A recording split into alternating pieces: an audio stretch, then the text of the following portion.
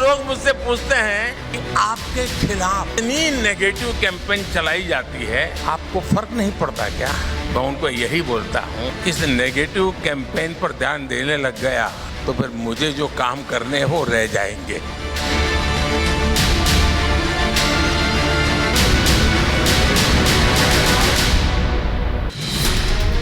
Republic summit में प्रधानमंत्री मोदी ने विपक्ष की नेगेटिविटी से बचने का ऐसा फॉर्मूला दिया जिसे हर शख्स अपनी जिंदगी में लागू कर सकता है। इसके साथ ही प्रधानमंत्री मोदी और गृह मंत्री शाह ने साफ कर दिया कि अगले 10 सालों तक उनकी सरकार ही सत्ता में रहेगी। आप आज से 5-10 साल बाद किसको विपक्ष देखते हैं? 10 साल आपने पूछा, इसलिए मैं मेरा एक आकलन कह रहा हूँ, 10 साल तक तो मोदी ही है। प्रधानमंत्री मोदी ने रिपब्लिक समिट से अपने 10 साल के काम को भी पूरे विस्तार से बता दिया। 10 साल पहले एनालिस्ट पूछते थे इतनी महंगाई क्यों है, आज यही लोग पूछते हैं पूरी दुनिया के संकट के बाद भी भारत में महंगाई नियंत्रण कैसे है। पहले लोग पूछते थे अब कौन सा घोटाला निकला, आज पूछा जाता है अब कौन से घोटालेबाज पर कार्रवाई हुई। रिपब्लिक समिट में पीएम मोदी ने धारा 370 के खात्मे को लेकर भी खुलकर चर्चा की। इस दौरान उन्होंने धारा 370 हटाने को लेकर लोगों की 10 साल पहले और आज की सोच समझा दी।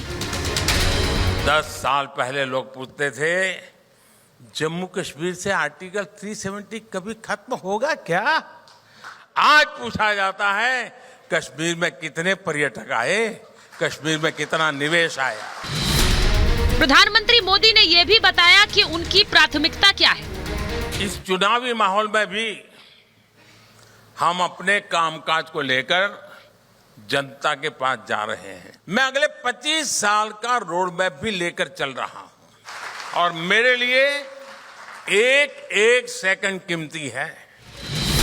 ऐसे में सवाल ये है कि क्या 2024 में कौन आ रहा है, ये अभी भी सवाल है। सवाल ये भी कि जो मोदी 2047 का खाका खींच रहे हैं उन्हें हटाने के लिए विपक्ष ने क्या खाका खींचा है। मेरा एक आकलन कह रहा हूँ, 10 साल तक तो मोदी ही है। मेरे साथ बीजेपी के राष्ट्रीय प्रवक्ता अजय आलोक जी जुड़ रहे हैं। वरिष्ठ पत्रकार समीर चगांवकर जी स्टूडियो में हमारे साथ आ गए हैं। कंचना यादव जी आरजेडी की प्रवक्ता है, स्टूडियो में हमारे साथ हैं। वरुण पुरोहित जी कांग्रेस के नेता हैं। किशोर तिवारी जी शिवसेना उद्धव गुट के नेता हैं। बहुत बहुत स्वागत आप सभी का। मैं अजय आलोक जी आपसे पूछ रही हूँ, सबसे पहले आप तो खुद मौजूद थे रिपब्लिक समिट में कल, जब प्रधानमंत्री नरेंद्र मोदी ने अपने आने वाले समय का एक तरह से खाका खींच कर रख दिया। लेकिन सवाल यह है कि एक परिवार बढ़ रहा है, एक परिवार घट रहा है, आप उनके परिवार में बार बार सेंध लगा रहे हैं।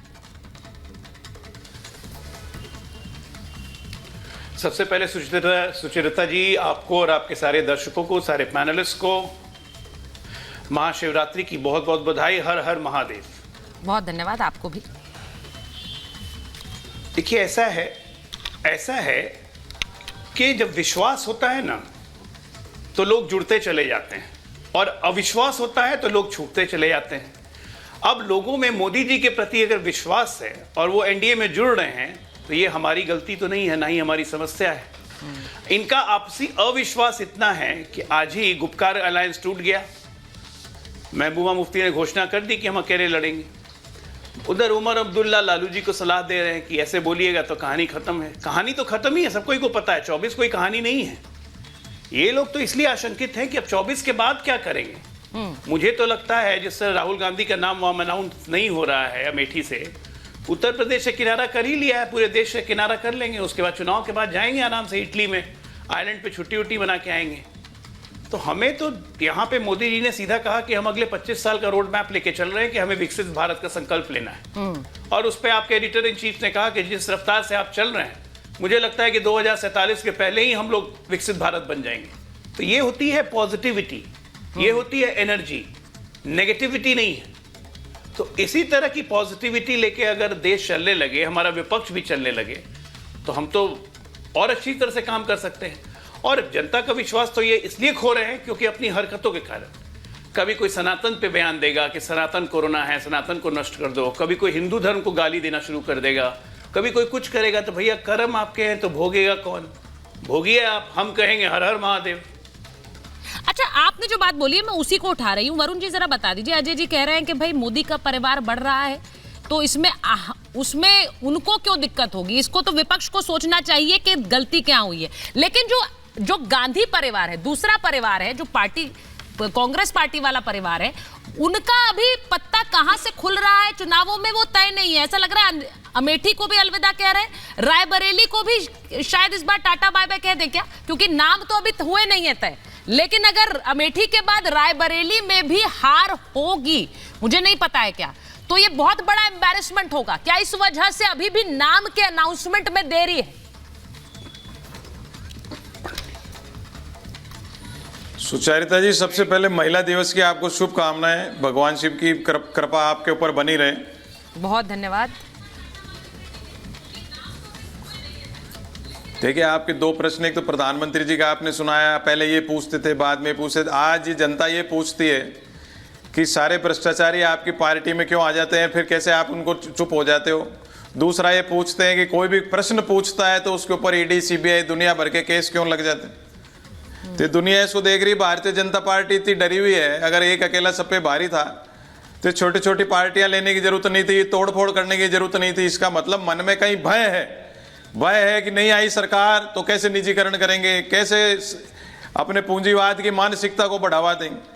अब आपने बात की कांग्रेस पार्टी की। देखिए, मैंने आपको पहले भी कहा, लैक ऑफ पॉलिटिकल डेप्थ और पॉलिटिकल इंटेलिजेंस है, उसके कारण ये सारी स्थिति हो रही है। हमको चर्चा करनी पड़ रही है इस बात पर।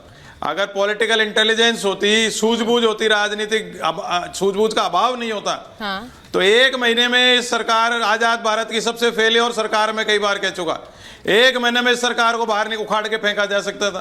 पर अब वो नहीं हो रहा है, तो अब इसका, इसलिए आप ये प्रश्न पूछ रहे हो, इसलिए डिबेट हो रही। रही बात गांधी परिवार की, मैंने कई बार कहा, प्रियंका गांधी को अगर 20 साल पहले उतार दिया जाता तो ना तो देश बर्बाद होता, ना कांग्रेस बर्बाद होती। आज भी अगर प्रियंका गांधी को, मैंने आपके चैनल, अब उतार देंगे आप।